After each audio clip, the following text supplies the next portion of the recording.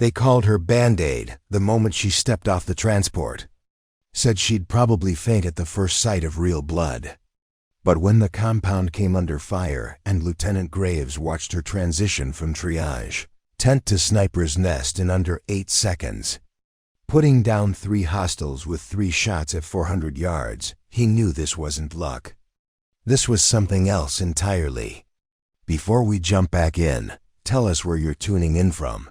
And if this story touches you, make sure you're subscribed. Because tomorrow, I've saved something extra special for you. She was the reason Alpha Team made it out of Kandahar alive. Want to know how a Navy corpsman with a stethoscope became the most lethal asset in a SEAL compound? And why 4 cocky operators learned the most humbling lesson of their careers? Hit that subscribe button and drop a comment telling us where you're watching from. Let's dive in. The desert sun beat down mercilessly on Forward Operating Base Rattlesnake, a collection of pre-fab structures and reinforced bunkers situated 40 miles outside Kandahar Province. The kind of place that existed on classified maps and nowhere else. Where the temperature hit 118 degrees by noon and the sand found its way into everything: your gear, your food, your lungs. The air shimmered with heat waves that made the distant mountains look like they were melting into the sky. It was the kind of outpost where people were sent to do jobs that required discretion, skill, and the ability to operate in conditions that would break most civilians within 48 hours. The base housed a rotating cast of special operations personnel, intelligence assets, and support staff who kept the machinery of modern warfare running smoothly in one of the most hostile environments on Earth. Hospital Corpsman, 2nd Class Ainsley Pierce, had arrived on the morning supply run. Her medical bag slung over one shoulder and her deployment orders folded neatly in her cargo pocket.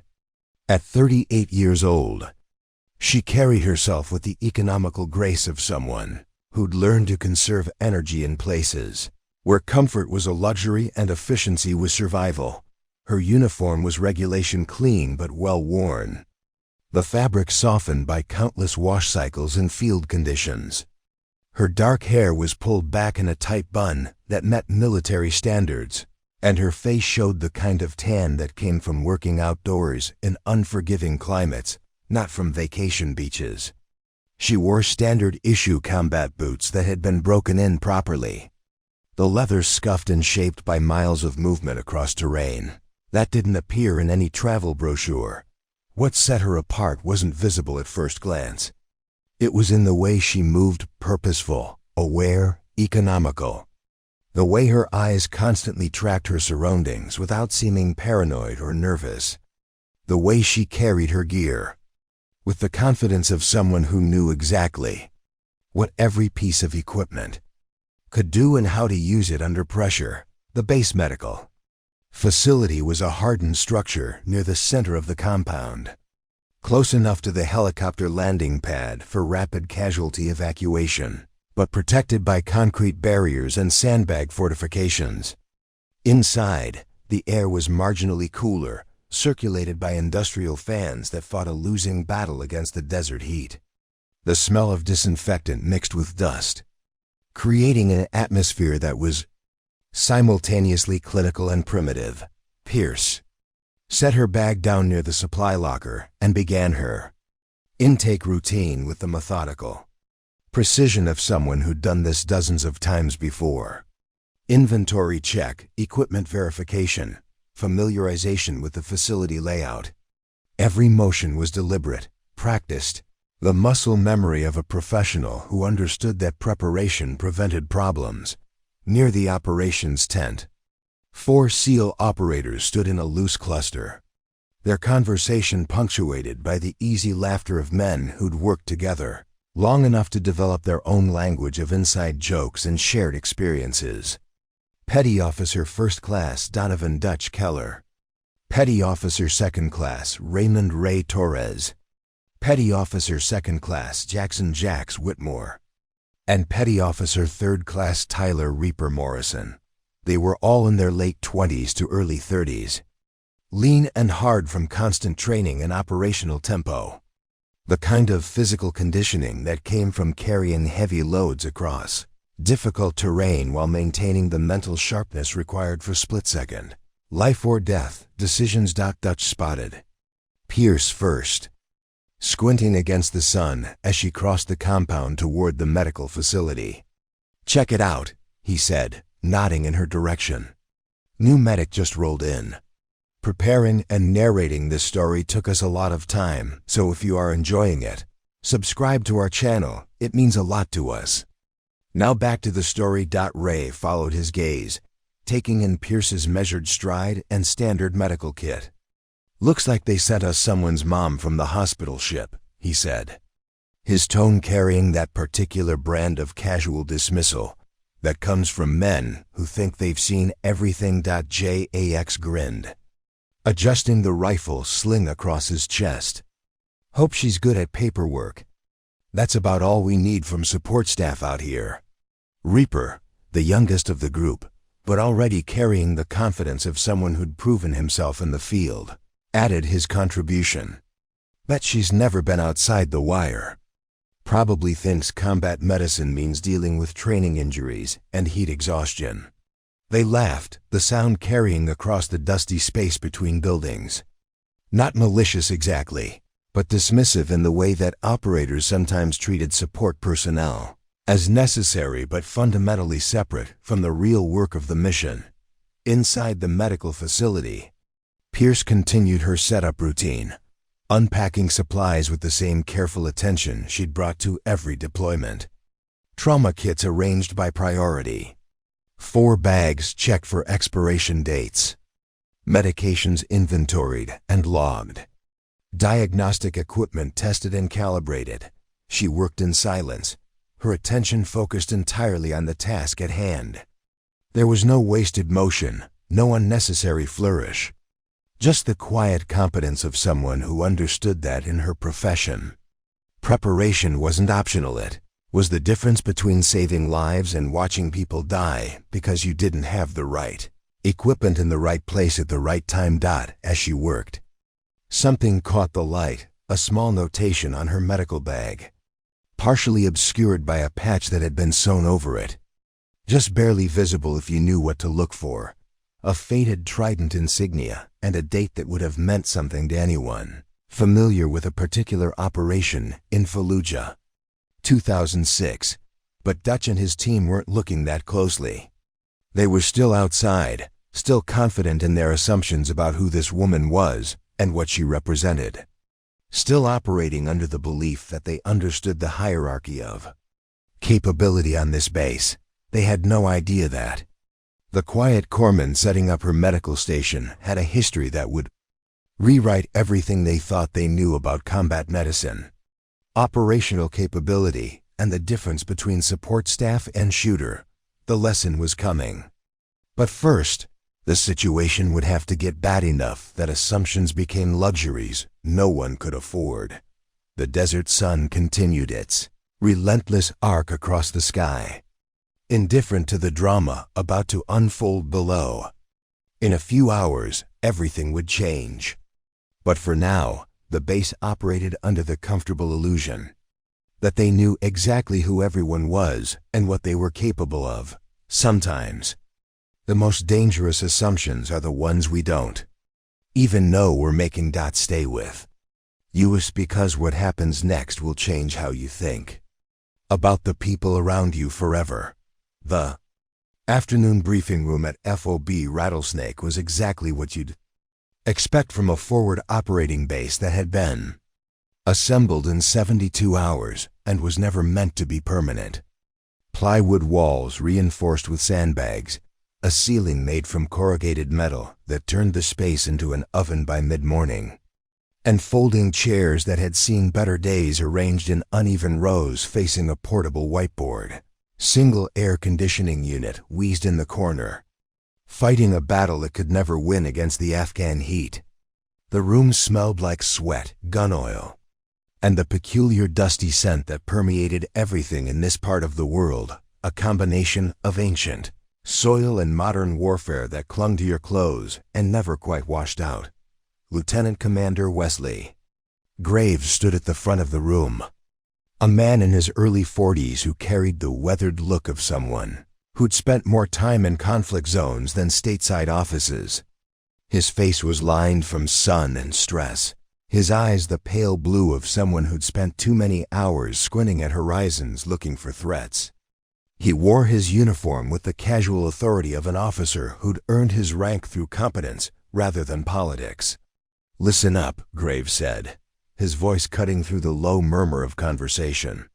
The room fell silent immediately, not because he'd raised his voice, but because everyone present knew that when Graves spoke, it mattered. "Intelligence indicates increased Taliban activity in the Helmand corridor," he continued, gesturing to a map tacked to the board behind him. The map was covered in markings, red circles indicating known hostile positions, blue squares showing friendly forces, yellow triangles marking potential targets. "We've got confirmation of a high-value target moving through the region. Commander Rashid Hamza, responsible for coordinating attacks on coalition forces across 3 provinces." He tapped a location on the map with his finger. "Village of Kala-e-Zaman, approximately 15 clicks northeast of our position. Local informant says Hamza's using it as a waypoint before moving deeper into the mountains. Our window is narrow, maybe 36 hours before he's gone, and we lose him for another 6 months." The operators in the room leaned forward, their attention focused with the intensity of predators who just picked up a scent. This was what they'd trained for, what they'd deployed for, the chance to remove a piece from the board that would save American lives and disrupt enemy operations. "Alpha Team will conduct reconnaissance and, if the opportunity presents itself, direct action," Graves said. "Dutch, your team leader. Ray, Torres, Jax, Reaper standard loadout. Insertion at 03:00 tomorrow. Exfil will be on call, but this is a soft footprint operation. Get in, confirm the target, take the shot if you have it, and get out clean." Dutch nodded, his expression serious now, all traces of the earlier casual humor gone. This was the switch that happened in professional operators, the ability to go from relaxed to razor-focused in the space between heartbeats. "Medical support?" Ray asked, his tone practical rather than concerned. Graves glanced at his notes. "Hospital Corman Pierce will be your attached medical. She arrived this morning from," he paused, checking the paperwork, "Naval Medical Center Portsmouth. Previous deployment rotations through Ramadi and Helmand Province." Jax exchanged a glance with Reaper, his expression suggesting he'd already formed an opinion about what kind of support they could expect. The kind of look that said he'd rather have someone with more trigger time and less bedside manner. "Sir, with respect," Jax said carefully, "wouldn't it make more sense to bring Corman Rodriguez? He's been with the team for 8 months, knows our protocols." Graves looked up from his clipboard, his pale eyes settling on Jax with the kind of steady gaze that made subordinates remember exactly who was in charge. "Rodriguez is at Bagram dealing with a kidney stone. Pierce is what you've got. She's a qualified combat medic with the clearances to be here, which means she's more than capable of keeping you alive if things go sideways." "Yes, sir," Jax said, backing down but not looking particularly convinced. "Anything else?" Graves asked, his tone making it clear that this wasn't really a question. The room stayed silent. "Good. Mission brief at 2,100 hours. Gear check at 2,230.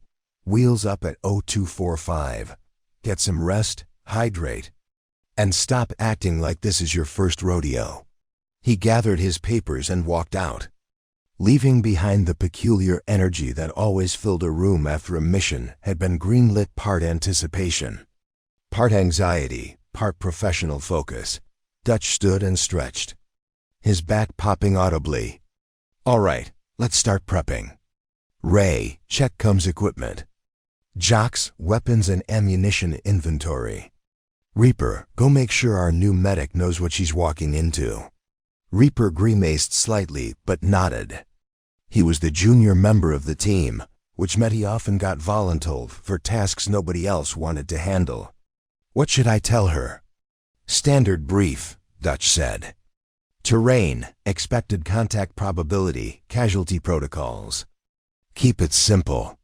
She's probably used to working in nice clean trauma bays with unlimited supplies and helicopter support 5 minutes out. Outside, the base had settled into the rhythm of late afternoon. The sun was lower now but still brutal, casting long shadows across the compound. Personnel moved between buildings with the unhurried efficiency of people conserving energy in extreme heat. Somewhere in the distance, a generator hummed steadily, providing power to the critical systems that kept the outpost functional. The medical facility was quieter now. The main treatment area empty, except for the standard equipment and the neat rows of supplies that Pierce had organized earlier.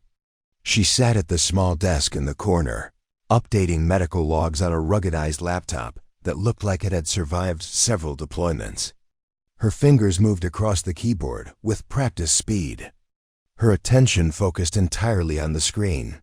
She'd changed into a fresh uniform after unpacking, this one bearing the sleeves rolled to regulation height. On her left forearm, partially visible beneath the edge of the sleeve, was what appeared to be a tattoo, or perhaps a scar. It was difficult to tell from a distance. Dark marks that formed some kind of pattern, though their exact nature wasn't immediately clear.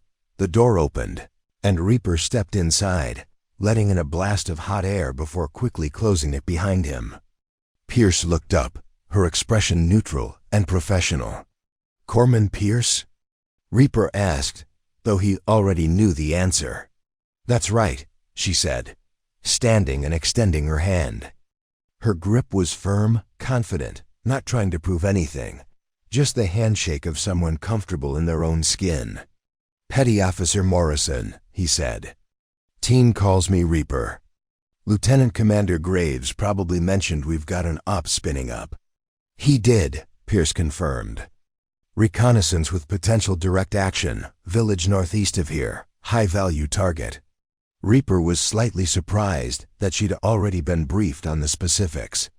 "Right, we inserted 0300 standard patrol profile. Terrain is rocky, elevation changes, potential for contact, but hopefully we're in and out before anyone knows we're there." Pierce nodded, listening with the kind of focused attention that suggested she was cataloging every detail. "Casualty evacuation protocols? Hello on standby, but we're trying to maintain a low signature. If someone goes down, we stabilize and move to a designated exfil point. Response time should be under 20 minutes once we call it in." "Understood," Pierce said. "I'll prep trauma kits for gunshot wounds, shrapnel injuries, and environmental factors." "Blood products?" "Limited. 2 units O-negative per operator, but we're not planning on needing them." "Nobody ever is," Pierce said, her tone matter-of-fact rather than ominous. "I'll be ready at 2230 for gear check." Reaper studied her for a moment, trying to reconcile the professional competence he was hearing with the assumptions his team had made earlier. She didn't seem nervous or out of her depth. If anything, she seemed almost relaxed, like this was routine. "You've done this before?" he asked, the question coming out more uncertain than he'd intended. Pierce looked at him directly, her eyes steady and unreadable. "Once or twice," she said. There was something in the way she said it, not bragging, not defensive. Just a simple statement of fact that made Reaper suddenly aware that maybe he didn't know the whole story here. "Okay then," he said after a moment. "See you at the brief tonight." "Looking forward to it," Pierce said, and turned back to her laptop. Reaper left the medical facility and walked back across the compound toward the team's quarters, the afternoon heat pressing down like a physical weight. As he walked, he found himself thinking about the way Pierce had responded, the quiet confidence that didn't match the profile they'd built in their heads. Maybe she'd surprise them. Or maybe she'd be exactly what they expected: competent, enough for routine work, but out of her depth when things got real. He'd find out soon enough. In this business, People's true capabilities had a way of revealing themselves when the bullets started flying. The sun continued its slow descent toward the horizon, painting the sky in shades of orange and red that would have been beautiful if anyone had time to notice. Inside FOB Rattlesnake, the machinery of war continued its preparations, each person playing their role in a dance that had been choreographed by necessity and refined by experience. And in the medical facility, Ainsley Pierce continued her work, her expression calm and focused, preparing for a mission that would force everyone to reconsider everything they thought they knew about the quiet corpsman who'd arrived that morning. The stage was set. The players were in position, and the desert night would soon reveal which assumptions were accurate and which were dangerously, fatally wrong. The operations tent hummed with the low buzz of activity as evening settled over FOB Rattlesnake. The temperature had finally dropped below 100 degrees, and the base had come alive with the kind of controlled energy that preceded any mission. Soldiers moved with purpose between buildings, their silhouettes cast long and distorted by the floodlights that had kicked on automatically as darkness approached. Inside the tent, Dutch Ray Jacks and Reaper had claimed their usual corner, a space near the equipment lockers where they'd conducted pre-mission rituals so many times the routine had become almost meditative. Their gear was spread out on a long folding table, weapons disassembled for cleaning, magazines arranged in neat rows, night vision equipment waiting for final function checks. The air inside was thick with the smell of CLP gun oil and the peculiar metallic scent that clung to ammunition. A portable LED lantern provided harsh white light that made everything look stark and clinical.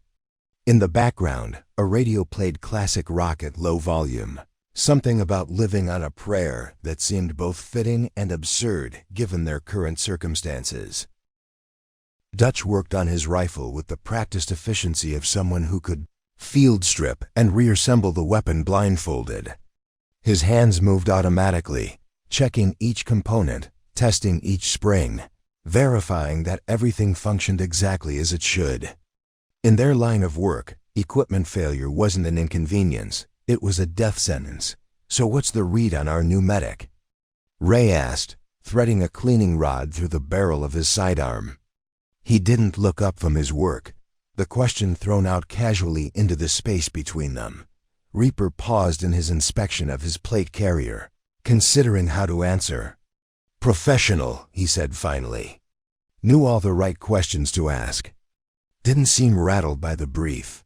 "That's because she hasn't seen what it actually looks like out there," Jock said, loading rounds into a magazine with rhythmic precision. Each bullet seated with a small metallic click that punctuated his words. Everybody's cool and collected until the first time. Someone's bleeding out in front of them, and the nearest hospital is 40 miles away. Dutch looked up from his rifle, squinting slightly. "She come from a hospital ship or something. Most corpsmen I've worked with have that 1,000-yard stare by the time they get to a place like this. She looked like she just finished a shift at a civilian A. Personnel file says she's done rotations through Ramadi and Helmand," Reaper offered, though his tone suggested he wasn't entirely sure what to make of that information. "So she's been outside the wire before. Maybe she's just good at not showing stress." Ray snorted, his attention still focused on his weapon. "Or maybe she hasn't actually seen the kind of action that puts stress on you in the first place. You can do a deployment in a relatively quiet sector and technically say you've been to Helmand. Doesn't mean you've been in the shit." "True enough," Dutch agreed, setting down his rifle and reaching for his night vision goggles. He powered them on, checking the display for any dead pixels or degradation in the image quality. The green glow reflected off his face, giving him a ghostly appearance in the dim tent. "Well, we'll find out tomorrow what she's made of. Best case, she's competent and keeps her head down. Worst case, we're babysitting someone who freezes up when things get hot." Jax finished loading his magazine and set it aside with the others. A neat row of 20 metal rectangles filled with controlled violence. "I still think we should have pushed harder for Rodriguez," He knows how we operate. Knows our medical histories, our blood types without having to check a chart. There's something to be said for continuity. Rodriguez is passing a kidney stone the size of a tic-tac, Dutch reminded him. Unless you want to wait 3 weeks for him to recover, Pierce is what we've got. So we adapt and overcome, just like always. The conversation lulled as each man returned to his equipment checks, the familiar ritual providing a kind of meditative focus that helped settle pre-mission nerves. Outside, the sounds of the base at night filtered through the tent walls' generators humming. Distant conversations, the occasional vehicle moving between compounds. After several minutes of silence, Ray spoke again, his voice thoughtful. You notice anything off about her? Dutch looked up. Off how? I don't know, Ray said, frowning slightly as he tried to articulate something that was more feeling than concrete observation. Just the way she moved. The way she scanned the compound when she arrived. Most medical personnel, they look lost for the first few days, trying to figure out where everything is, how things work. She moved like she already knew. Maybe she's just observant, Reaper suggested. Though there was a note of uncertainty in his voice, Jocks leaned back in his chair, balancing it on 2 legs in a way that would have made any safety officer nervous.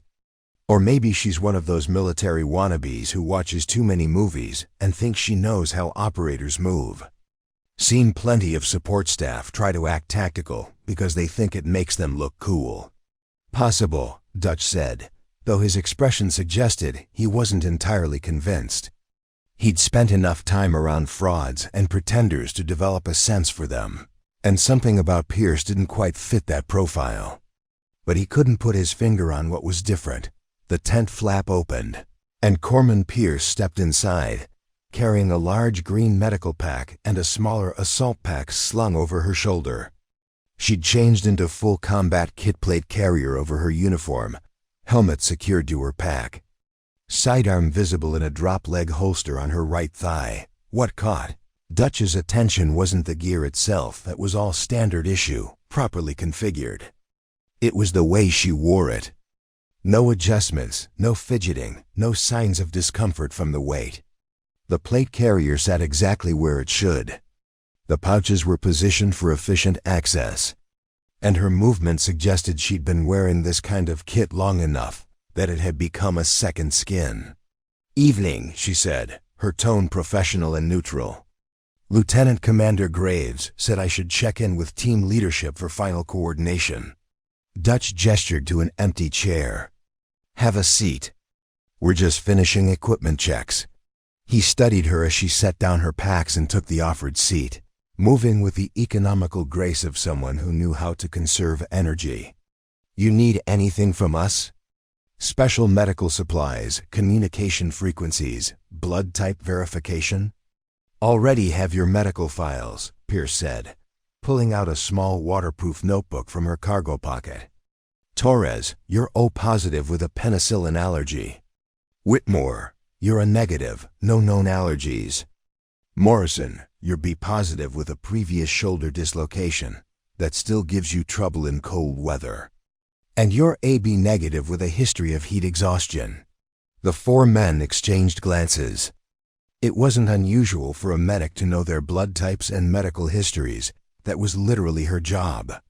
But the casual, confident way she'd recited the information without checking her notes suggested a level of preparation that went beyond the minimum requirement. You memorized all that already? Ray asked, his tone caught between impressed and skeptical. Force of habit, Pierce said, tucking the notebook back into her pocket. Easier to access information from memory than fumbling through papers when someone's bleeding. Jocks leaned forward, his chair returning to all 4 legs with a soft thump. No offense, but you seem pretty calm for someone about to go outside the wire with a SEAL team. Most corpsmen, especially ones who haven't worked with us before, they're at least a little nervous. Pierce met his gaze directly, her expression unchanging. Would you prefer I be nervous? I'd prefer you be honest about your experience level, Jock said, his tone sharpening slightly. "Because if you're out of your depth tomorrow and you freeze up, that's not just your problem, it's all our problems." The tent went quiet, the tension suddenly thick enough to cut. Ray and Reaper looked uncomfortable, caught between their teammates' challenge and the recognition that he was being more aggressive than the situation warranted. Dutch watched Pierce carefully, curious how she'd respond. Pierce didn't look offended or defensive. If anything, her expression remained exactly as calm as it had been when she'd walked in. "My experience level is documented in my service record," she said evenly. "If you have concerns about my qualifications, you're welcome to review it with Lieutenant Commander Graves.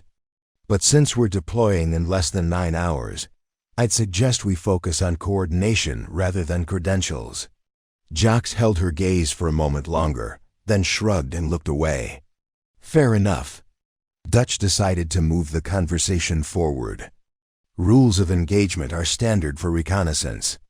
We're not looking for a fight, but if we encounter hostile forces, we're authorized to return fire and eliminate threats. If any of us go down, you stabilize and prepare for extract. We don't leave anyone behind, but we also don't turn a medical emergency into a tactical disaster by making stupid decisions." "Clear, Crystal," Pierce confirmed. "Communication is on tactical frequency Charlie 7, Dutch continued. "You'll be on net with all of us. If you see something, say something. If you need us to slow down or stop for medical reasons, speak up. We'd rather lose 5 minutes than lose a team member because you were too worried about looking weak to tell us someone was in trouble." Pierce nodded, absorbing the information with the focused attention of someone who understood that details saved lives. "Loadout?" Ray asked, gesturing toward her packs. "Primary medical kit has trauma supplies for 4 casualties. Chest seals, tourniquets, hemostatic gauze, surgical airways," Pierce said. "Secondary kit has 4 fluids, antibiotics, and pain management. Personal weapon is a standard M4 with 4 magazines. Sidearm is a SIG P226 with 3 magazines. Night vision is Gen 3 white phosphor. Communications equipment is standard PRC-152. The specificity and confidence with which she rattled off her equipment list gave Dutch pause. Most corpsmen would have fumbled through that answer, checking their gear to make sure they hadn't forgotten something. Pierce had delivered it like someone reading from a menu they'd memorized years ago. "You've done night operations before?" Reaper asked, his tone more curious than challenging now. "A few times," Pierce said. And again there was that particular quality to her voice, not evasive, not boastful. Just factual in a way that suggested the question wasn't as significant as they seemed to think it was. Dutch made a decision. They didn't have time for extended interrogations or trust-building exercises.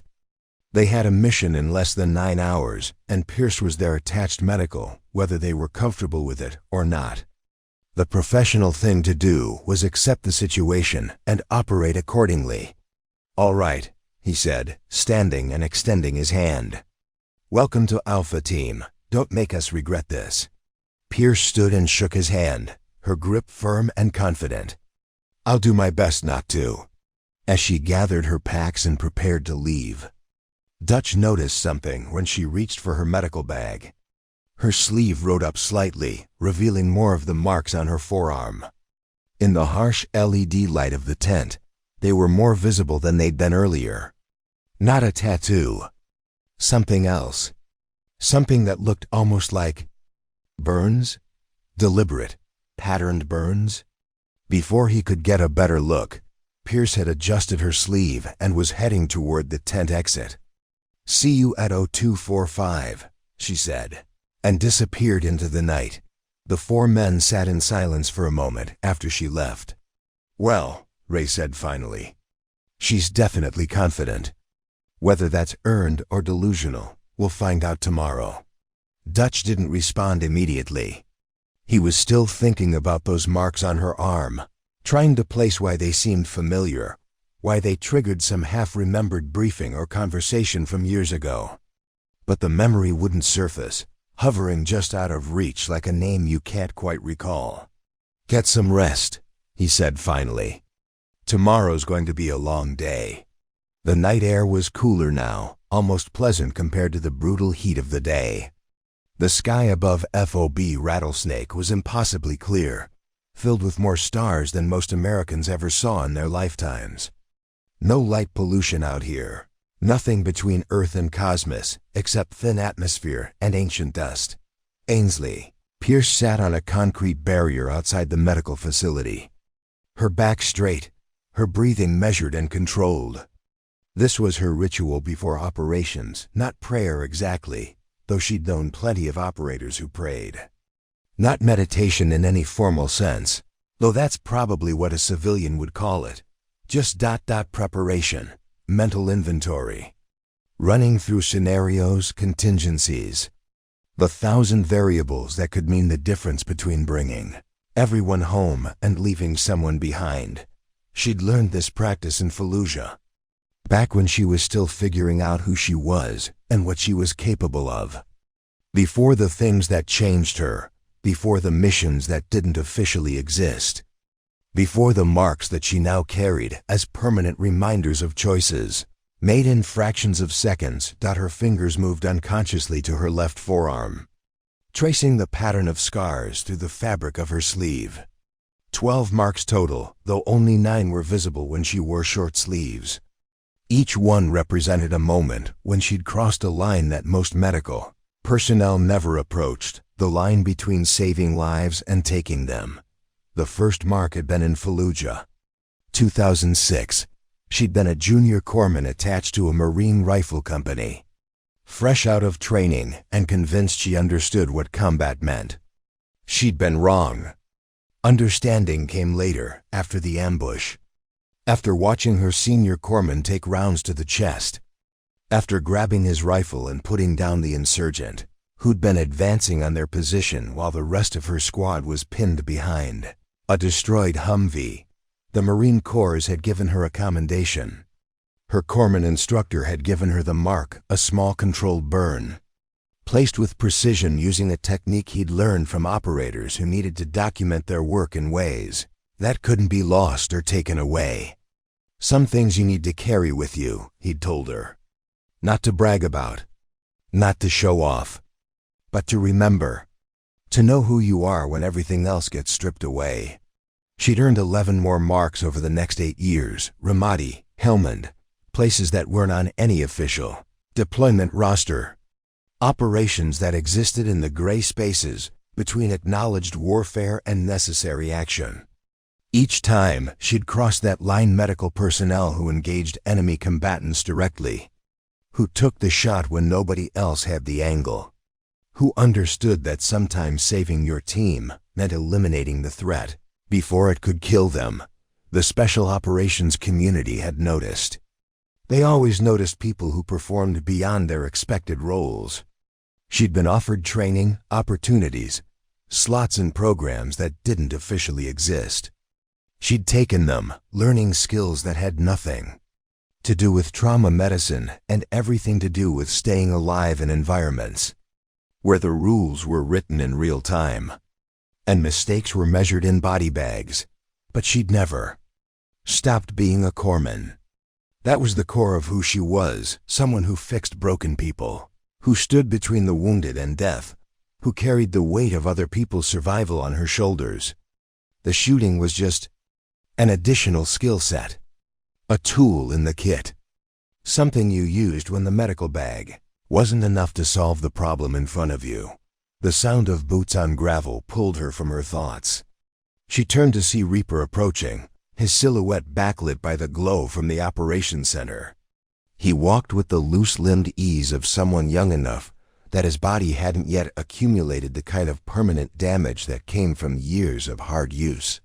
"Couldn't sleep?" he asked, stopping a respectful distance away. "Don't need much," Pierce said.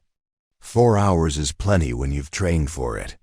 Reaper nodded, though his expression suggested he wasn't entirely sure what to make of that statement. He moved closer and sat down on the barrier beside her, leaving enough space to be polite, but close enough for conversation. For a moment, they both just looked up at the stars, two people in a war zone finding a moment of something approaching peace. "Can I ask you something?" Reaper said finally, his voice careful. "You can ask," Pierce said.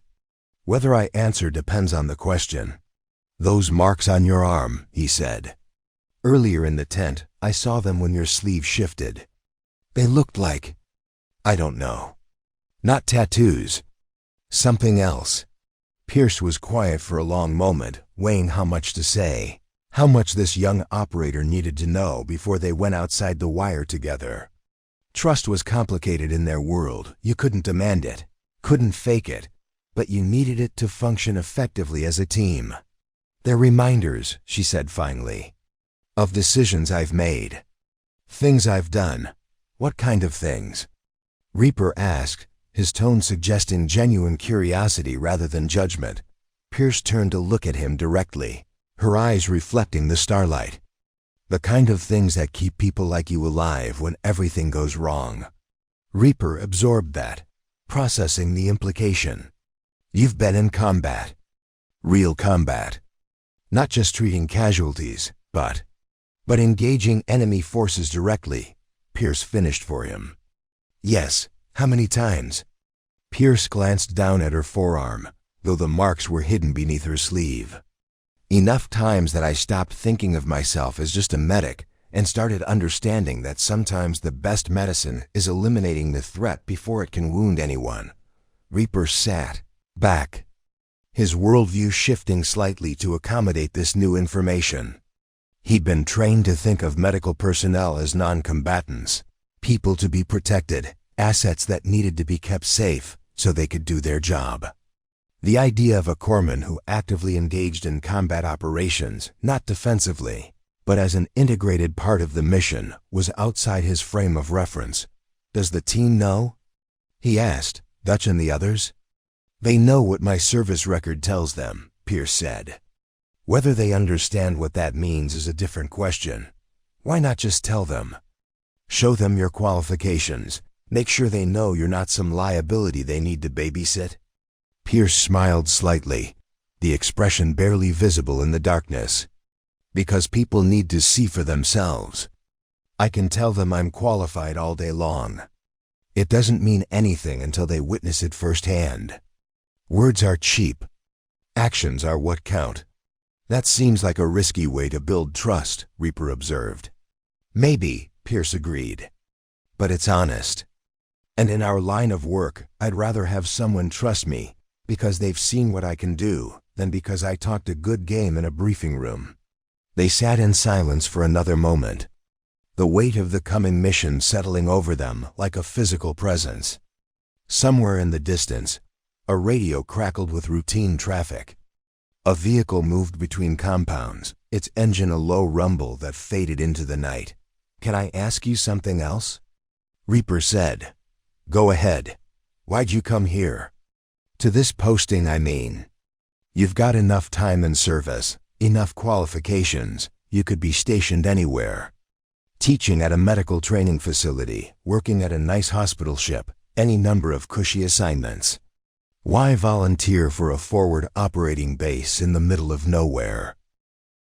Pierce considered the question, appreciating its depth. "Because this is where the work matters most. In a hospital, you're treating people after they've already been hurt. Out here, you have the chance to prevent them from getting hurt in the first place. Or if they do get hurt, to fix them before they become a statistic. That's it. Just wanting to do meaningful work?" "That's it," Pierce confirmed.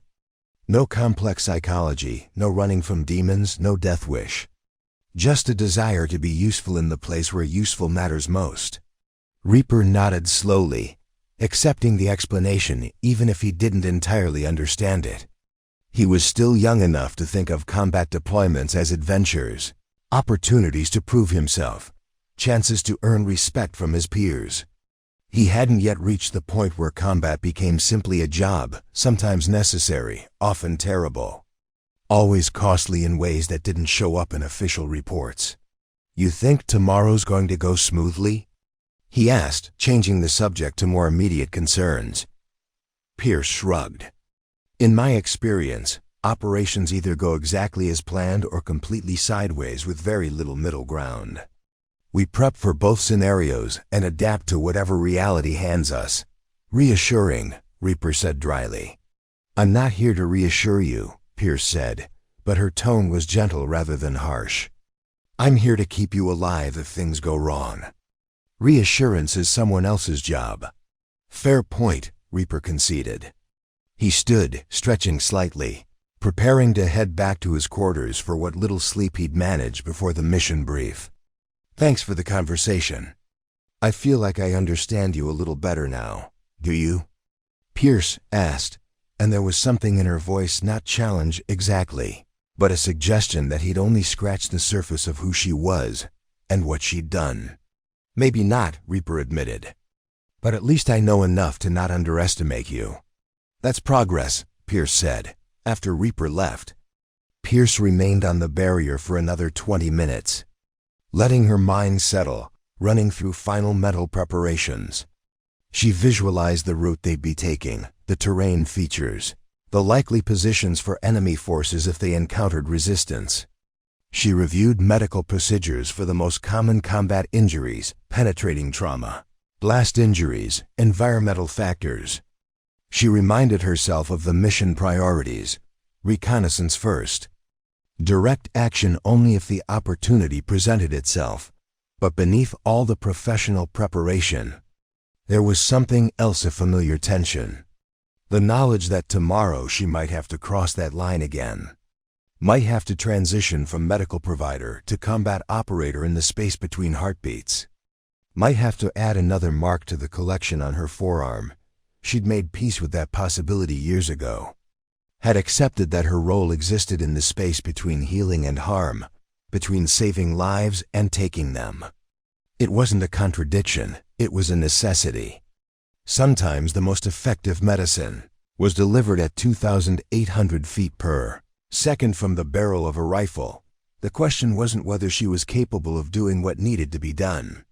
The question was whether Dutch and his team would recognize that capability before they needed it, or whether they'd learn the hard way that their assumptions about the quiet corpsman were dangerously incomplete.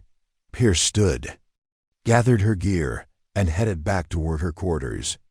4 hours of sleep, then final preparations. Then into the field where everything theoretical would become concrete, and all the careful planning would collide with the chaos of reality. She'd been here before. She knew how this story could end. The only variable was whether everyone else would figure it out in time to adjust their expectations before those expectations got someone killed. The stars continued their slow rotation overhead, indifferent to the small human dramas playing out beneath them. In a few hours, the sun would rise again over the Afghan desert, and Alpha Team would move out into terrain that had swallowed countless operators before them. Some would return changed. Some would return enlightened. And some, if things went badly enough, wouldn't return at all. Pierce intended to make sure everyone came home, even if it meant revealing exactly who she was and what she was capable of in ways that couldn't be taken back or explained away. The marks on her arm were permanent. Tomorrow might add another. But that was the job, and she'd never walked away from the job when it mattered most. The Black Hawk's rotors beat a steady rhythm against the pre-dawn darkness as Alpha Team sat in silence, each man lost in his own pre-mission headspace. The helicopter flew low and fast, hugging the terrain, the pilots using night vision to navigate through valleys that would be suicide runs in daylight. The air inside the cabin was cold at altitude, a sharp contrast to the heat they'd face once the sun came up. Pierce sat near the rear ramp, her medical pack secured between her boots, her rifle held across her chest in a low ready position. She'd done this enough times that the sensations had become familiar: the vibration of the airframe, the smell of hydraulic fluid and aviation fuel, the particular quality of silence that came from people preparing mentally for violence. Across from her, Dutch checked his watch for the third time in as many minutes. Ray had his eyes closed, but the tension in his jaw suggested he wasn't sleeping. Jock stared out the small window at the darkness rushing past, his gloved hands drumming an unconscious rhythm on his rifle stock. Reaper was the only one who looked directly at Pierce, his expression thoughtful, like he was trying to reconcile what he'd learned last night with the person sitting calmly in combat gear. The crew chief held up 5 fingers. 5 minutes to insertion. Dutch keyed his radio, his voice cutting through the headsets they all wore. Comes check. Sound off. One by one, each team member confirmed their radio was functioning. When it came to Pierce's turn, her voice came through clear and steady. 6 actual, comes good. The LZ came up fast, a flat stretch of hardpan about 2 clicks from the village of Kala Izaman. The pilots flared hard, the Black Hawk's nose coming up as they killed forward momentum. Before the skids fully touched ground, Dutch was moving, and the rest of the team flowed out behind him at a practiced evolution that looked almost choreographed. Pierce was 4th out, her boots hitting the ground as the rotor wash tried to knock her sideways. She moved immediately to the rally point, taking a knee in the perimeter they'd established, her rifle scanning her sector while her mind automatically cataloged everything: terrain features, wind direction, ambient light levels, the sound signature of the departing helicopter fading into the distance. The desert was quiet after the helo left. Not silent, the desert was never truly silent, but filled with the small sounds of a landscape at rest. Wind moving through rocks, the distant call of some nocturnal bird, the subtle crunch of sand and stone under their boots as they began their movement toward the target. Dutch took point, moving with the careful precision of someone who understood that speed was useless if it got you killed. Ray was second, then Jocks, then Pierce, with Reaper pulling rear security. Standard patrol formation, each person responsible for their sector. The team moving as a single organism, through terrain that could hide threats in every shadow. They covered the first kilometer without incident, moving through a landscape of broken rock and scattered vegetation that provided minimal cover but excellent visibility. Pierce kept pace easily, her breathing controlled, her movement efficient. She'd trained for this, had done this enough times that the physical challenge was negligible. What required attention was everything else: maintaining situational awareness, tracking. Pierce considered the question, appreciating its depth. Because this is where the work matters most. In a hospital, you're treating people after they've already been hurt. Out here, you have the chance to prevent them from getting hurt in the first place. Or if they do get hurt, to fix them before they become a statistic. That's it. Just wanting to do meaningful work? That's it, Pierce confirmed. No complex psychology, no running from demons, no death wish. Just a desire to be useful in the place where useful matters most. Reaper nodded slowly, accepting the explanation even if he didn't entirely understand it. He was still young enough to think of combat deployments as adventures, opportunities to prove himself, chances to earn respect from his peers. He hadn't yet reached the point where combat became simply a job, sometimes necessary, often terrible, always costly in ways that didn't show up in official reports. You think tomorrow's going to go smoothly? He asked, changing the subject to more immediate concerns. Pierce shrugged. In my experience, operations either go exactly as planned or completely sideways with very little middle ground. We prep for both scenarios and adapt to whatever reality hands us. Reassuring, Reaper said dryly. I'm not here to reassure you, Pierce said, but her tone was gentle rather than harsh. I'm here to keep you alive if things go wrong. Reassurance is someone else's job. Fair point, Reaper conceded. He stood, stretching slightly, preparing to head back to his quarters for what little sleep he'd manage before the mission brief. Thanks for the conversation. I feel like I understand you a little better now, do you? Pierce asked, and there was something in her voice now. The sun began its rise, painting the landscape in shades of amber and gold. Through his spotting scope, Dutch began the slow, Methodical work of surveillance, counting military-age males, noting patterns of movement, identifying potential threats or signs of the high-value target they were hunting. An hour passed. Then 2. The village came to life slowly, women emerging to tend animals, children appearing in doorways, the smoke of cooking fires rising in thin columns. It all looked remarkably normal, remarkably peaceful. Which meant exactly nothing. Taliban fighters could look like farmers until the moment they picked up weapons. Movement, northeast compound, Ray said quietly. 3 males military age, moving with purpose. Dutch swung his scope to the indicated position. 3 men, dressed in traditional Afghan clothing, walking toward a compound that satellite imagery had flagged as a possible meeting location. One of them moved differently, older, more deliberate, the kind of bearing that suggested authority. "That might be our boy," Dutch murmured. "Jocks, you got eyes on?" "Affirm," Jocks replied, settling in behind his rifle. "Range is 420 meters. Light wind, left to right. I have a shot if he stops moving." But the men didn't stop. They entered the compound, disappearing behind walls that blocked any further observation. Dutch keyed his radio to contact base. "Rattlesnake, Maine, Alpha 6. We have possible visual confirmation on Jackpot. Request permission to move closer for positive ID."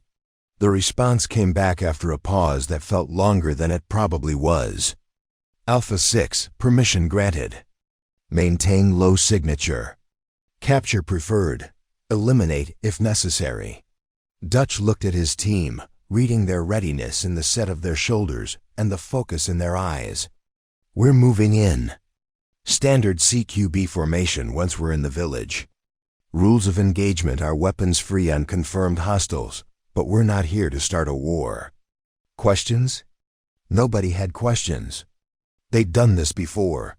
Pierce checked her rifle one final time, confirmed her magazines were properly seated, and prepared to move. This was the moment when everything could change, when they transitioned from observation to action. When the careful planning met the chaos of reality, they moved down from the ridgeline in a staggered column, using what cover the terrain provided. The village was awake now, and their presence wouldn't go unnoticed for long. The key was moving with enough confidence that they looked like they belonged, while maintaining enough tactical awareness to respond to threats. Before those threats became lethal. They entered the village from the west, moving through alleys barely wide enough for 2 people walking abreast. The walls on either side rose 10 feet high, creating a maze of passages that could funnel them into kill zones if they weren't careful. Dutch navigated with the help of satellite imagery he'd memorized. But ground truth never matched the map exactly. A woman saw them and quickly ushered children inside, closing her door with a wooden thump that echoed off the walls. An old man leaning against a wall watched them pass with eyes that revealed nothing, not hostility, not friendliness, just the weary acknowledgement of someone who'd seen armed foreigners before and knew that engaging with them was dangerous, regardless of intentions. They were 50 meters from the target compound when everything went wrong. The gunfire came from multiple directions. Simultaneously, a coordinated ambush that had probably been planned the moment they'd been spotted entering the village. Rounds impacted the wall next to Dutch's head, sending fragments of mud brick exploding outward. More fire came from rooftops, from windows, from positions that had been carefully prepared and waited for exactly this moment. "Contact front and right," Dutch shouted, returning fire as he moved toward the minimal cover of a doorway. "Break contact, fall back to Rally Point Delta." The team responded with the trained efficiency of operators who rehearsed immediate action drills until they became muscle memory. Ray laid down, suppressing fire while Jocks bounded backward. Reaper shifted to cover their 6, and Pierce moved forward instead of back, while the team was executing their withdrawal. She'd spotted something they hadn't: a fighter on a rooftop with an RPG in the process of acquiring a target.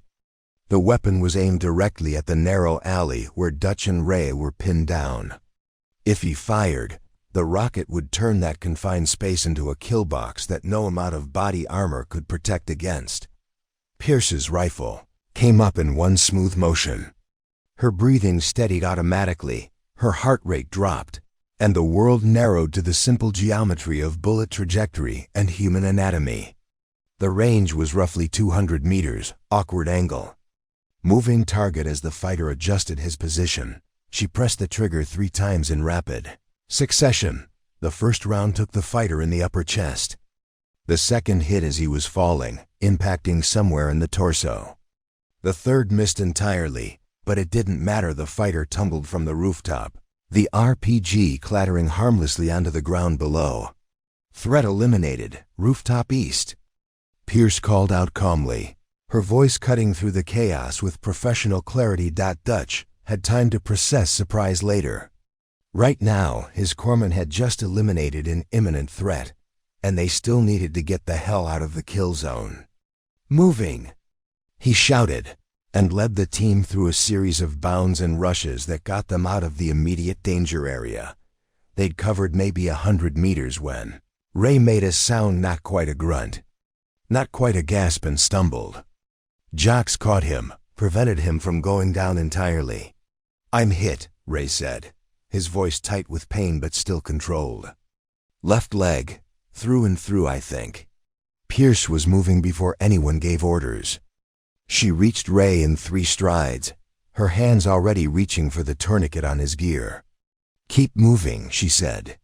"I can treat while we move. Jocks, support his left side. Reaper, you've got rear security." They continued their withdrawal, now with a wounded team member slowing their pace. Behind them, the sounds of pursuit, shouting voices. More gunfire, the particular chaos that came from people who'd lost the element of surprise but still had numbers on their side. They reached Rally Point Delta, a small wadi that provided cover and concealment, and Dutch made the call for extraction. While he coordinated with base, Pierce worked on Ray with focused efficiency. Tourniquet applied, wound assessed, combat gauze packed into the injury site to control bleeding. "You're lucky," she told Ray, her hand steady despite the adrenaline. "Clean pass through, missed the bone and major vessels. You'll be running in 6 weeks." "Feels real lucky," Ray said through gritted teeth, but there was a note of relief in his voice. The sound of rotor blades announced the Black Hawk's approach. The helo came in hot, taking fire from the village, but nothing that penetrated its armored hull. They loaded Ray first, then the rest of the team piled in, and they were airborne before the Taliban fighters could coordinate any effective response. As the helicopter climbed and the village fell away below them, Dutch looked at Pierce with an expression that was equal parts confusion and reevaluation. She'd just taken a 200-meter shot under stress and dropped a target that most infantry couldn't have hit on a range, then transitioned immediately to providing combat medical care without missing a beat. Whatever assumptions they'd made about the quiet corpsman, they'd been catastrophically incomplete. The question was, who exactly had they brought along on this mission? And what else didn't they know about her? The medical facility at FOB Rattlesnake was controlled chaos when they arrived. Ray was transferred immediately to the treatment bay where the base surgeon took over his care. The wound was serious but manageable, exactly as Pierce had assessed in the field. He'd be evacuated to Bagram within hours for proper surgical repair, but he was stable, conscious, and already complaining about the pain medication, making him feel fuzzy. Dutch, Jocks, and Reaper went through the standard post-mission protocol: weapons clearing, gear accountability, preliminary debriefing with Lieutenant Commander Graves. But throughout all of it, there was an undercurrent of tension. A series of glances exchanged between the 3 men that spoke of questions that needed answers. Pierce had cleaned her rifle, secured her medical equipment, and was in the process of restocking her trauma supplies when Dutch found her. He didn't announce himself, just appeared in the doorway of the supply room where she was working, his expression unreadable. "Got a minute?" he asked. Though the tone made it clear this wasn't really a request, Pierce set down the package of combat gauze she'd been inventorying. "Of course." Dutch stepped inside and closed the door behind him, not aggressively, but deliberately, creating privacy for a conversation that clearly needed to happen away from other ears. He leaned against the wall, arms crossed, studying her with the kind of focused attention that came from years of reading people in high-stakes situations. "That shot you made," he said finally. 200 meters, elevated target, under fire. With iron sights on a standard M4, you dropped him with 3 rounds before he could fire that RPG. "Yes," Pierce confirmed, her tone neutral. "That's not a shot most corpsmen can make," Dutch continued. "Hell, that's not a shot most infantry can make under those conditions. That's the kind of shooting that requires serious training. Specialized training." Pierce continued organizing supplies, her movements methodical. "I've had training." "What kind of training?" Dutch pressed. "Because your service record says hospital corpsman, deployments to standard combat zones, medical qualifications that are impressive but not unusual. It doesn't say anything about advanced marksmanship. It doesn't say anything about tactical shooting under combat stress. It doesn't explain how you moved in that village like someone who's done close-quarters combat before." Before Pierce could respond, the door opened again. Jocks and Reaper entered, clearly having been waiting for Dutch to start this conversation. Jocks closed the door behind them with a deliberate click that seemed to emphasize the seriousness of the moment. "We're not trying to interrogate you," Reaper said, though his presence suggested otherwise. "But we just went into combat with someone we thought was a standard medical attachment, and it turns out you're something else entirely. We deserve to know what we're actually working with." Pierce stopped her organizing and turned to face the 3 men directly. She could see the mixture of emotions in their expressions, confusion, certainly, but also a kind of injured professional pride that came from realizing they'd completely misjudged someone. And underneath it all, a genuine need to understand who they'd been operating alongside. "You want to know about my training," Pierce said. It wasn't a question. "We want to know who you really are," Dutch said. "Because the person we saw today isn't the person we thought we were bringing on that mission." Pierce was quiet for a moment, weighing how much to reveal, how much these men needed to know versus how much she was cleared to tell them. Some of her background existed in official records. Some of it existed only in classified files that required clearances they might not have. And some of it existed nowhere except in the memories of people who'd been there. "My primary designation is hospital corpsman," she began. "That's not a cover story. That's not misdirection. That's who I am at my core. I became a corpsman because I wanted to save lives, to be useful in the most direct way possible. But," Jocks prompted, "but during my second deployment in Fallujah, I was attached to a Marine rifle company that got hit hard.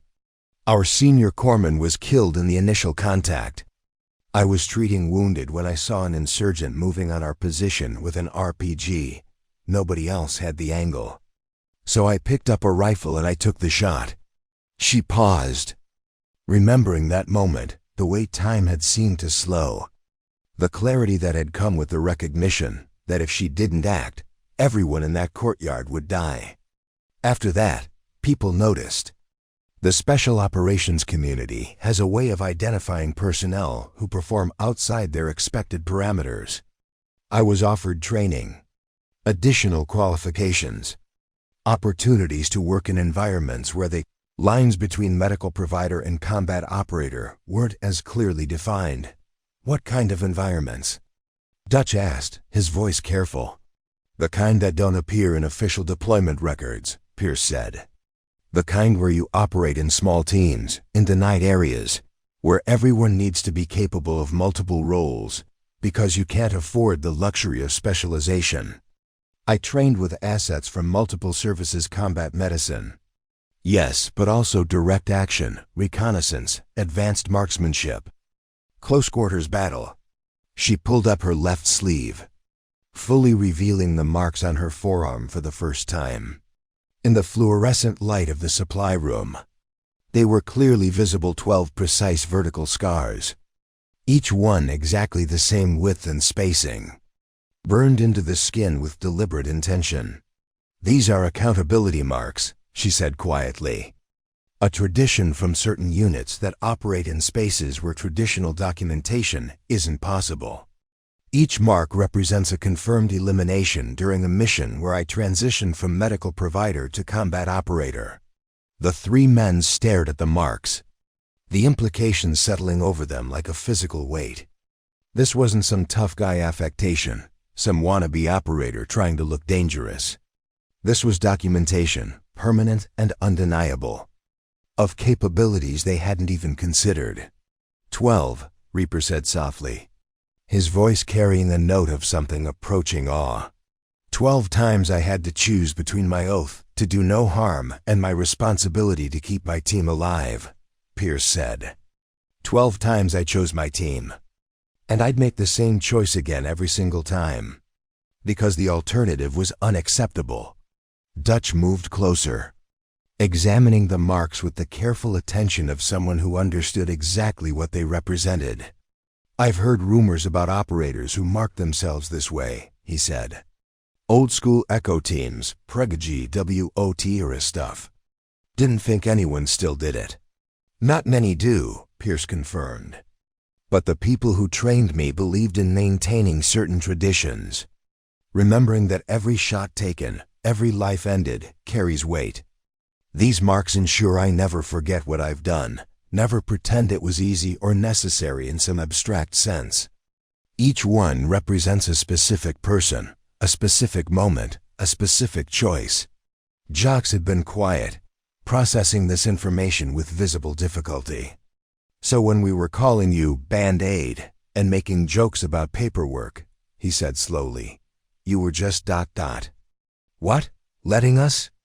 I was observing, Pierce said simply. Watching how you operated, understanding your team dynamics, figuring out where I fit. I've learned that telling people what you're capable of rarely works, as well as showing them when it matters. Talk is cheap. Results are what count. You could have told us, Reaper said, though his tone suggested he understood why she hadn't. Saved us from making assumptions. Would you have believed me? Pierce asked. If I'd walked in and said I'm a corpsman with 12 confirmed kills and advanced combat training, would that have made you trust me more? Or would you have thought I was exaggerating, trying too hard, claiming capabilities I didn't have? The silence that followed answered her question more effectively than words could have. Dutch straightened, his expression shifting from confusion to something approaching respect. The shot today, he said. That wasn't luck. That wasn't adrenaline. That was trained response, muscle memory from doing it before. Many times before, Pierce confirmed. Though I'd prefer not to have to do it again. My first priority is always medical care. The shooting is only necessary when it's the only way to prevent casualties. Ray's alive because you dropped that RPG fighter, Jock said.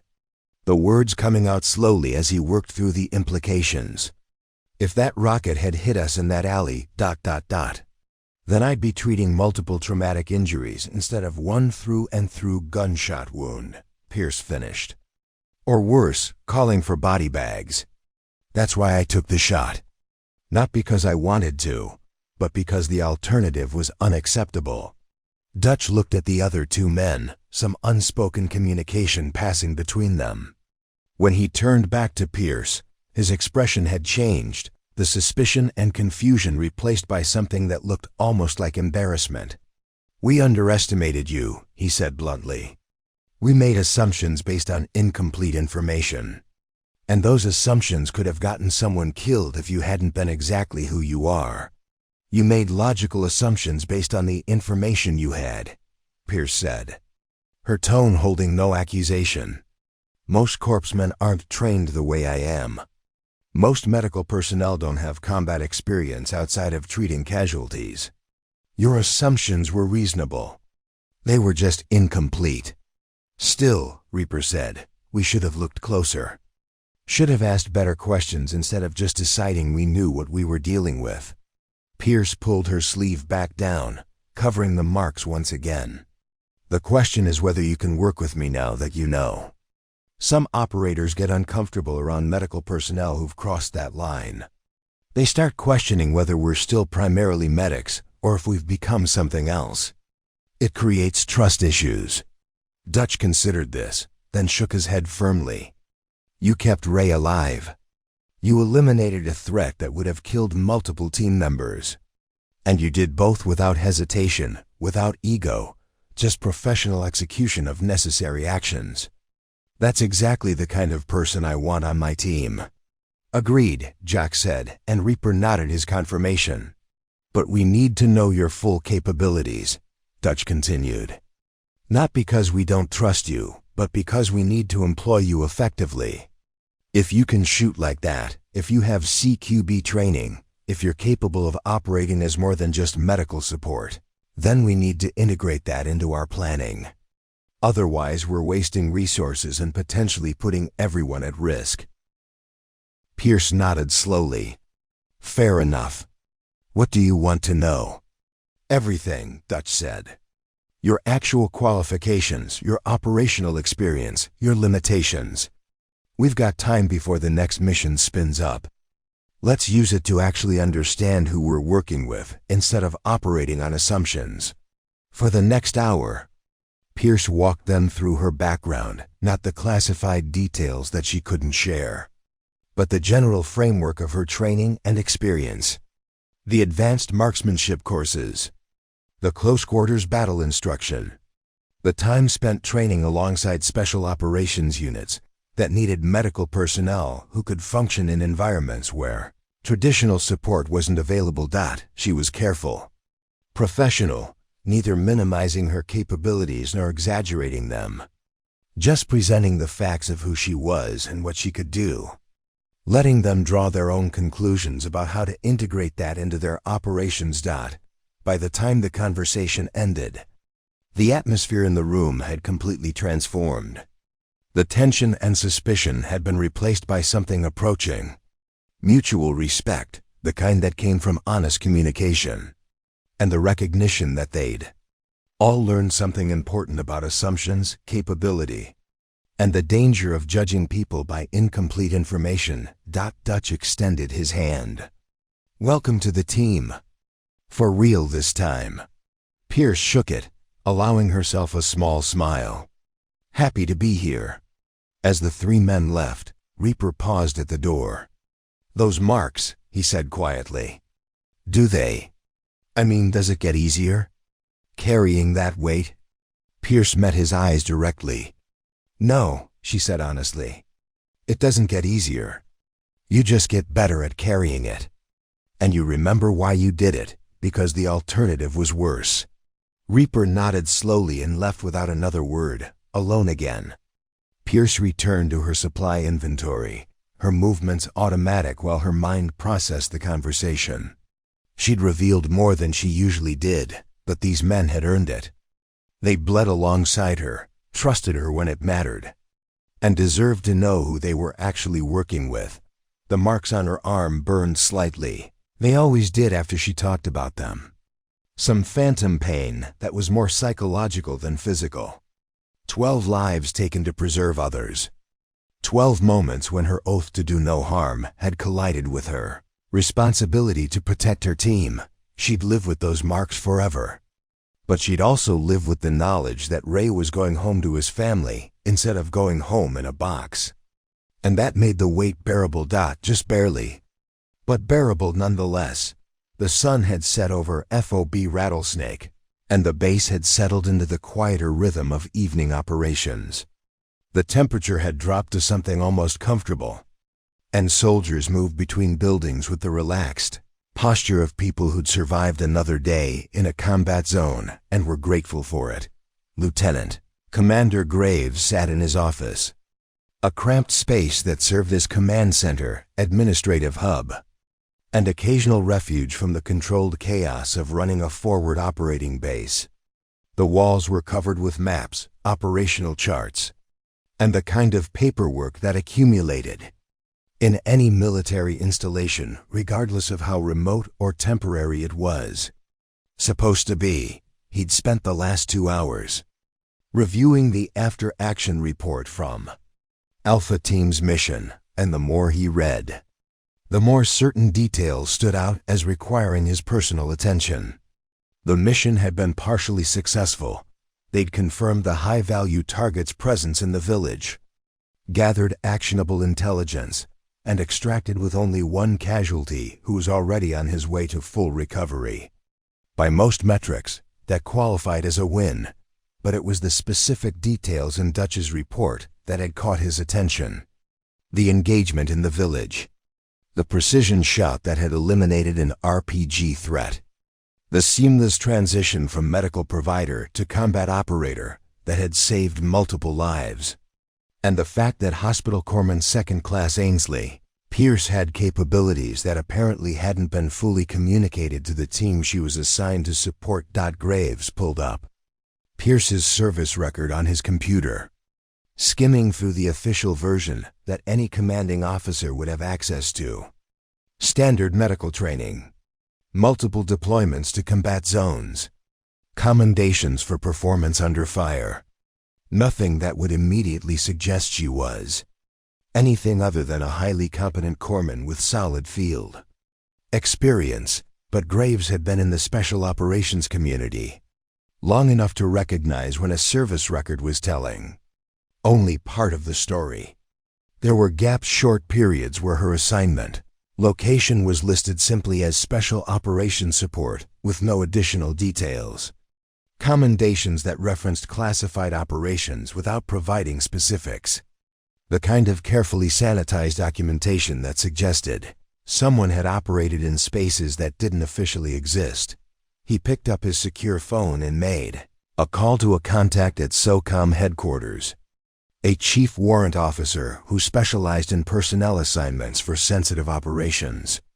After the usual security protocols and verification procedures, Graves got to the point. "I need background on a corpsman currently assigned to my location," he said. "Hospital Corpsman Second Class Ainsley Pierce. Her official record is clean, but incomplete. I need to know what I'm actually working with here." There was a pause on the other end of the line, the sound of fingers moving across a keyboard. Then, "Pierce. Yeah, I'm familiar with her file. What's she done?" "Saved 3 of my operators by making a 200-meter shot under fire and then providing immediate trauma care," Graves said, "which suggests she's got training that isn't reflected in her standard service record." "That's because her actual qualifications are compartmented," the warrant officer said. "She's part of a legacy program from the early 2000s Integrated Combat Medical Specialists. The concept was to train corpsmen not just in emergency medicine, but in direct action capabilities. Medical personnel who could function as shooters when necessary, operate in denied areas, work alongside Tier 1 assets without requiring additional security elements." Graves leaned back in his chair, pieces falling into place. "How many operators came out of that program?" "Total, maybe 30 over a 10-year period. Most of them rotated back to conventional assignments after a few years. The program itself was quietly discontinued around 2014. Political sensitivities about medical personnel engaging in direct combat. But the people who went through it retained their qualifications, and Pierce was one of them. One of the best, according to the documentation I'm seeing. She did rotations with multiple SEAL teams, Marine Force Recon, even spent 6 months attached to a Delta squadron. 12 confirmed eliminations during operations, all of them situations where her intervention prevented friendly casualties. She's got advanced marksmanship quals, CQB certification, Halo and HAHO jump qualified, combat dive qualified. The woman is basically a SEAL who happens to also be a trauma surgeon. Graves absorbed this information, reassessing everything he thought he knew about the quiet corpsman who'd arrived at his base 2 days ago. Why wasn't this information provided when she was assigned here? Because she requested it not be, the warrant officer said. After her last classified rotation ended, she put in for a return to standard corpsman duties. Said she wanted to focus on the medical side, that she'd spent too many years in the gray spaces and needed to remember why she became a medic in the first place. She's got the clearances to operate in sensitive environments, but unless you specifically need her enhanced capabilities, she prefers to function as conventional medical support, even if that means getting underestimated by the people she's supporting. Apparently so. Her preference was to let her work speak for itself rather than leading with credentials that might make people uncomfortable or create expectations she didn't want to manage. Graves ended the call and sat in silence for several minutes, thinking through the implications.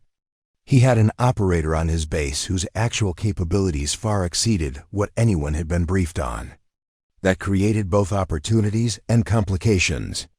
On one hand, having someone with Pierce's skill set was an enormous asset. On the other hand, the fact that she'd been operating under everyone's radar suggested she had reasons for keeping a low profile, reasons he needed to understand before making any decisions about how to employ her. He found Pierce in the medical facility, doing inventory in the supply room with the methodical attention to detail that characterized everything she did. She looked up when he entered, immediately standing to attention. "At ease," Graves said, waving her back to her work. "I'm not here for an inspection. I'm here for a conversation." Pierce relaxed slightly but remained alert, clearly recognizing that this wasn't a casual visit. "Yes, sir." Graves closed the door and leaned against the wall, adopting a posture that was meant to be less formal, more collegial. "I just got off the phone with SOCOM. Turns out your service record has some interesting details that weren't included in your standard personnel file." "Yes, sir," Pierce said, her expression giving nothing away. "You requested that information be compartmented," Graves continued. "That your enhanced qualifications not be routinely shared with units you're assigned to. Mind telling me why?" Pierce set down the clipboard she'd been holding. "Because I've found that leading with that information creates more problems than it solves. People either don't believe it and think I'm exaggerating, or they do believe it and start questioning whether I'm really a medic or something else. It becomes a distraction from the actual work. The actual work being medical care. That's my primary function, yes sir. The other skills are tools I have available if needed. But I don't want to be employed as a shooter who happens to know medicine. I want to be a medic who can protect herself and her patients if circumstances require it." Graves nodded slowly, understanding the distinction. "That's a fine line you're walking." "It is," Pierce agreed. "But it's the line that makes sense to me. I didn't become a corpsman to kill people. I became a corpsman to save them. The fact that I'm capable of violence when necessary doesn't change my fundamental purpose." "Dutch and his team know now," Graves said, "about your background, your capabilities. How's that going to affect your working relationship with them?" "Better than if they'd found out under worse circumstances," Pierce said. "They know what I can do now. They understand my limitations and my strengths. That makes us more effective as a unit." Graves studied her carefully, trying to read beneath the professional composure. "You've got 12 marks on your arm. 12 people you've killed during operations. That's not a small number. How do you reconcile that with your oath to do no harm?" Pierce was quiet for a moment, and when she spoke, her voice carried the weight of someone who'd spent considerable time thinking about exactly this question. "I don't reconcile it, sir. I live with the tension. Every person I've killed represented a choice. Let them take hostile action that would result in friendly casualties, or eliminate the threat before it could manifest. I chose to protect my team. And I accept the moral weight of that choice, No regrets? Regrets about the necessity, every single day. Regrets about the decision? No, sir, because the alternative was worse. I've seen what happens when medics freeze when they're unable to. Transition from healing to fighting when the situation demands it. I've treated the casualties that result from that hesitation. I decided a long time ago that I wouldn't be the reason someone didn't make it home. Graves respected the honesty, the refusal to offer easy answers or comfortable justifications. The team wants you integrated into their tactical planning going forward. They want to employ you as more than just medical support. I understand, sir. How do you feel about that? Pierce considered the question carefully. I'll do whatever the mission requires. If that means functioning purely as medical support, that's fine. If it means contributing to the tactical picture in other ways, I'm capable of doing that too. My preference is to be useful in whatever capacity makes the team most effective. That's a diplomatic answer, Graves observed. It's an honest answer, Pierce countered gently. I stopped having strong preferences about my role a long time ago. The work is what matters. The outcome is what matters. How we get there is just methodology. Graves pushed off from the wall, preparing to leave. I'm going to make sure your full capabilities are reflected in my operational planning going forward. Not because I want to turn you into something you're not, but because having accurate information about my personnel is essential to making good decisions. If you have concerns about that, now's the time to voice them. No concerns, sir. I trust your judgment about how to employ me. One more thing, Graves said, pausing at the door. Those marks on your arm. The team saw them, recognized what they meant. That's going to circulate. Other personnel are going to hear about it, draw conclusions. You comfortable with that? Pierce glanced down at her forearm, though the marks were hidden beneath her sleeve. The marks are permanent, sir. They're not a secret, just not something I advertise. If people know, people know. It doesn't change what I do or how I do it. After Graves left, Pierce returned to her inventory work, but her mind was elsewhere. She'd known this moment would come eventually, the moment when her carefully maintained separation between her past and present would collapse, when the person she'd been would become visible to the people she worked with now. In some ways, it was a relief. Operating under false pretenses, even pretenses of omission, created its own kind of stress. At least now everyone knew what they were working with. The assumptions had been corrected. The team understood her capabilities and limitations. But it also meant carrying that visibility, accepting that people would look at her differently now. Not as just a medic, but as something more complicated. Someone who existed in the gray spaces between healing and harm, between saving lives and taking them. She'd accepted that complexity a long time ago. Had learned to live with the cognitive dissonance of being someone who'd taken an oath to do no harm while simultaneously being trained to be lethally effective when circumstances required it. The marks on her arm were her accountability, her way of ensuring she never forgot the weight of those choices, never became casual about violence, never lost sight of the fact that every eliminated threat had been a person with their own story, their own reasons, their own humanity. 12 marks. 12 moments when she'd chosen protection over principle, pragmatism over ideology. 12 reminders that sometimes the most effective medicine was delivered at the end of a rifle barrel, and that living with that reality required accepting uncomfortable truths about what she was capable of when people she cared about were in danger. She finished her inventory, secured the supply room, and stepped out into the cool desert night.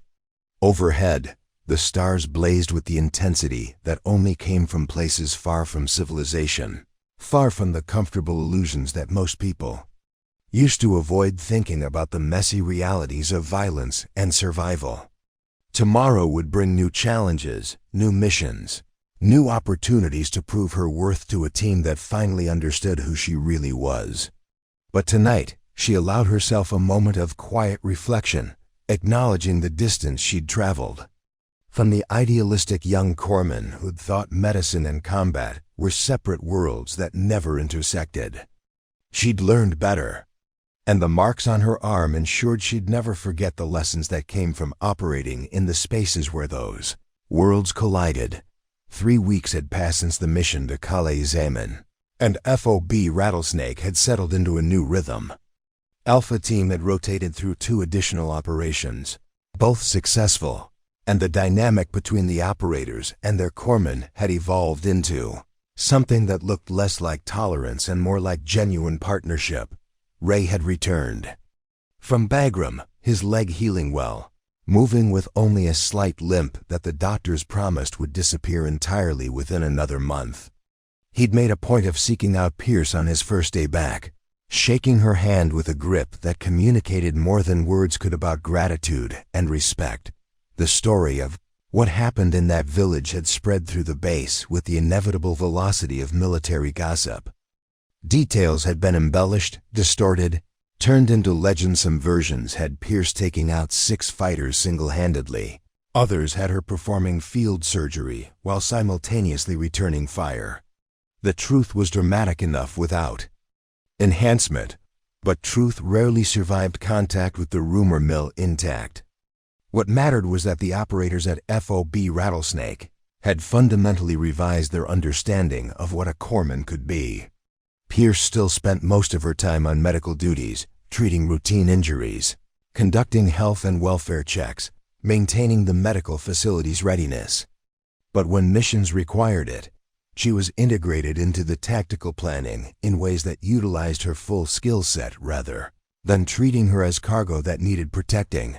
On this particular afternoon, the temperature had climbed back into the triple digits, and most personnel had retreated to whatever shade they could find.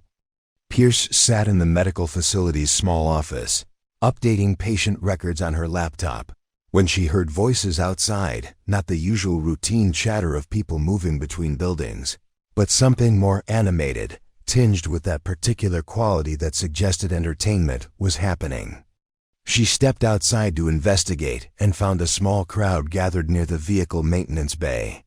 At the center of the crowd, Dutch was engaged in what appeared to be a heated but good-natured debate with a newly arrived Army captain who'd been transferred in to coordinate intelligence operations.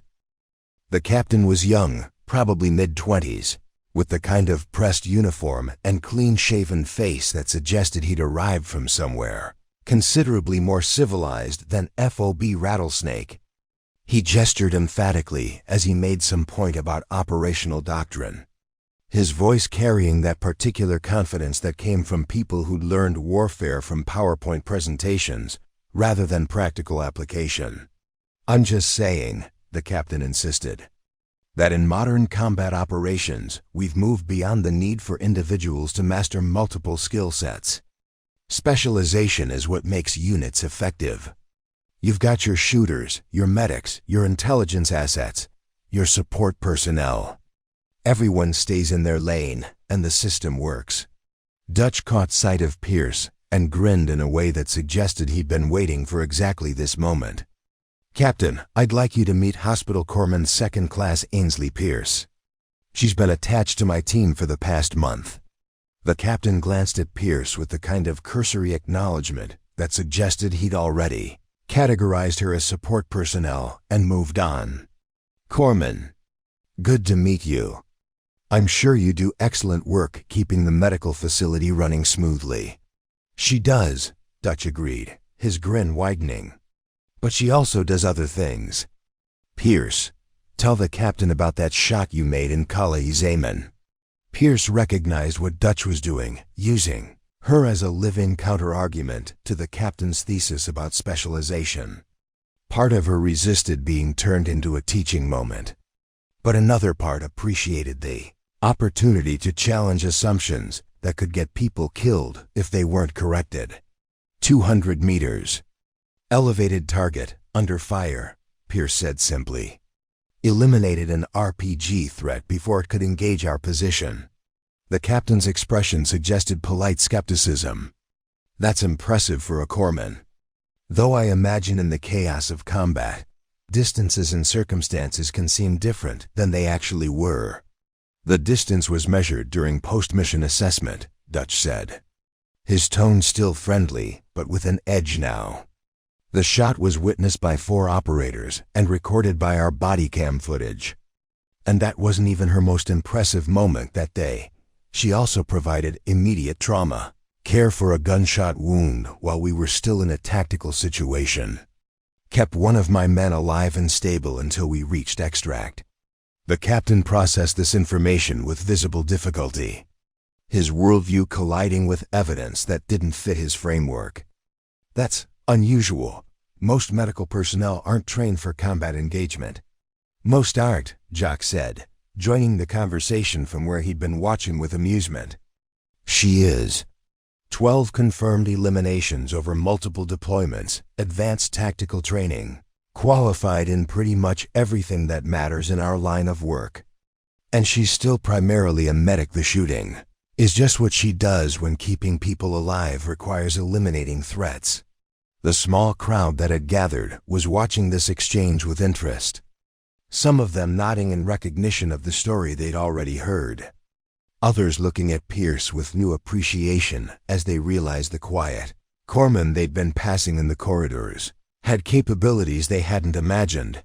The captain struggled visibly with this information, trying to reconcile it with his understanding of how military operations were supposed to work. I don't understand.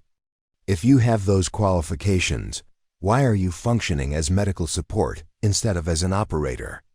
Because my primary purpose is saving lives, not taking them, Pierce said. The combat capabilities are tools I use when necessary, but they're not my identity. I'm a corpsman who can fight when required, not a fighter who happens to know medicine. The distinction matters to me. It's about priorities, Dutch added. Some people can only do one thing well. Pierce can do multiple things at an exceptional level, and she's smart enough to know which skill set to apply in which situation. That's not specialization failing. That's the kind of adaptive capability that keeps people alive in fluid tactical situations. Reaper, who'd been listening quietly, spoke up for the first time. When we first met her, we made assumptions based on her rate and her appearance. We thought we knew what we were getting: standard medical support, someone to patch us up if things went wrong, probably someone we'd need to protect. We were completely wrong. And that mistaken judgment could have cost us if she hadn't been exactly who she is when everything went sideways in that village. The captain looked around at the faces watching him, recognizing that he'd stumbled into something more significant than a casual debate about military doctrine. I didn't mean any disrespect, he said carefully. I was just operating on conventional understanding of how units are organized. Conventional understanding gets people killed, Dutch said, his tone losing its earlier humor. Because reality doesn't care about organizational charts or doctrinal assumptions. Reality is messy and complicated. And the people who survive are the ones who adapt their thinking to match the situation instead of trying to force the situation to match their thinking. Pierce decided to diffuse the tension before it escalated into something that would require official attention. Captain, your understanding of specialization isn't wrong for most contexts. Most units do function better when people focus on specific roles and execute them well. The problem is assuming that model applies universally, that there's no value in individuals who can operate across multiple domains. Both approaches have merit. The question is knowing which approach fits which situation. The captain seized on this diplomatic exit ramp gratefully. That's a fair point. I may have been overgeneralizing based on limited experience. We all do that, Pierce said. It's how humans make sense of complexity. We create mental models, categories, expectations. The trick is staying open to evidence that challenges those models instead of dismissing it because it doesn't fit our preconceptions. The crowd began to disperse as the entertainment value of the exchange diminished. The captain made polite excuses and retreated toward the operations center, probably to reassess some of his assumptions about how forward operating bases actually functioned versus how they looked in briefing documents. Dutch walked over to Pierce, still grinning. Thanks for not making him look completely foolish. Though it would have been entertaining to watch you demonstrate that shooting skill on the range while he tried to explain it away. He's learning, Pierce said. Same as you did. Same as everyone does when they realize their assumptions were incomplete. No point in humiliating him for going through a process we all have to go through. You're more diplomatic than I am, Dutch acknowledged. I would have enjoyed the humiliation part. Ray joined them, moving easily now despite his recent injury. Word's gotten around the base. You're kind of famous now. The corpsman who shoots like a seal and doesn't brag about it. People respect that. I didn't ask to be famous, Pierce said, though without real complaint. I just want to do my job. Your job now includes being a reminder that people are more complicated than their job descriptions suggest, Jack said. That's valuable. Keeps people from getting complacent, from assuming they know everything about the personnel around them. Lieutenant Commander Graves approached the group, his expression suggesting he had something official to communicate.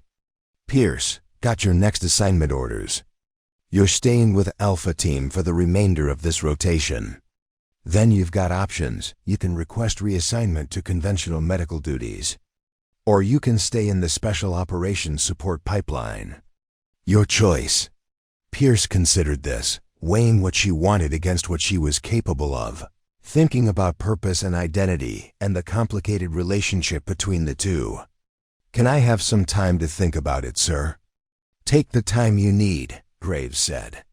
You've earned the right to choose your path instead of having it chosen for you. After Graves left, the team stood in companionable silence for a moment.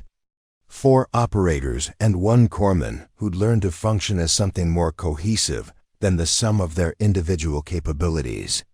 Whatever you decide, Dutch said finally. You've changed how we think about corpsmen. Changed how this whole base thinks about the people who keep us alive. That matters. Pierce looked at the men she'd bled alongside, who'd learned to see past their assumptions and recognize her for what she actually was, rather than what they expected her to be. The lesson isn't really about me, she said. It's about being willing to revise your understanding when evidence contradicts your expectations. That applies to everything: people, tactics, strategies, life. The people who survive are the ones who can adapt their thinking to match reality instead of insisting reality conform to their assumptions. Deep thoughts from someone who kills people and saves people with equal competence, Ray said. But there was affection in his tone. That's the job, Pierce said simply. The tension between those capabilities is what makes it complicated. But complicated doesn't mean impossible. It just means paying attention, staying present, remembering why you're doing what you're doing. As evening settled over FOB Rattlesnake and the temperature finally began its descent towards something tolerable, Pierce returned to the medical facility to finish her paperwork. Through the window, she could see the base settling into its nightly rhythm: operators conducting maintenance on equipment, intelligence personnel analyzing data from the day's missions, support staff managing the 1,000 details that kept everything functioning, each person carrying their own complications, their own stories, their own capabilities that might not be immediately visible to casual observation. Each one more than their job description suggested. If anyone bothered to look closely enough to see, the marks on her arm itched slightly. They always did when she thought about them directly. Some phantom sensation that was more memory than physical reality. 12 reminders of who she was when everything else got stripped away. 12 moments when her purpose had collided with necessity and she'd made choices she could live with, even if she couldn't entirely reconcile them with the person she'd intended to become. She'd learned to carry that weight, had learned that being complicated Being someone who existed in the spaces between conventional categories wasn't a failure of identity, but rather an acknowledgement of reality's messines. You could be a healer and a fighter. You could save lives and take them. You could carry contradictions without breaking. As long as you remained honest about the cost and the reasons, the SEALs would remember. Dutch had told her that directly. Would remember the quiet corpsman who'd turned out to be something else entirely. Who'd saved their teammate and eliminated threats with equal competence. Who'd challenged their assumptions simply by being exactly who she was when it mattered most. That was enough. That was the legacy she wanted, not fame or recognition, but the knowledge that when people needed her to be more than they expected, she'd delivered. When assumptions needed challenging, she'd provided the evidence. When the line between medical provider and combat operator needed crossing, she'd made that transition without hesitation or regret. The stars emerged overhead, brilliant and indifferent, illuminating a desert that had witnessed countless human dramas and would witness countless more. Pierce finished her paperwork, secured the facility, and stepped out into the cooling night. Tomorrow would bring new missions, new challenges, new opportunities to prove that people were always more complicated than their surface appearance suggested. But tonight, she allowed herself a moment of satisfaction, knowing that she'd changed something important in how at least a few operators understood the world and the people in it. Sometimes that was enough. Sometimes that was everything. Have you ever completely misjudged someone? Ever met a person who shattered every assumption you'd made about who they were or what they were capable of? Drop your story in the comments. We want to hear about the moment you realized you were wrong about someone. If this story reminded you that quiet competence often runs deeper than loud confidence, hit that like button. The most dangerous people are usually the ones who don't need to announce it. Subscribe and smash that notification bell so you never miss these powerful stories about the warriors who walk among us, the ones who don't fit neat categories, who carry capabilities you'd never guess from looking at them, who challenge our assumptions simply by being exactly who they are when it matters most. Share this with someone who thinks they can judge a book by its cover. Share it with someone who needs to understand that people are always more complicated than their job titles suggest. Share it with anyone who's ever been underestimated and proved everyone wrong. More stories like this are waiting for you, stories about the hidden heroes, the unexpected warriors, the people who rewrite the rules simply by refusing to fit into the boxes we create for them. Check out our playlist and discover why assumptions are dangerous and respect is earned, not assumed. We'll see you tomorrow right here on Dignity Defended, where we honor the people who don't need to tell you how capable they are, because when it matters, they show you. Up next, you've got 2 more standout stories right on your screen. If this one hit the mark, you won't want to pass these up. Just click and check them out.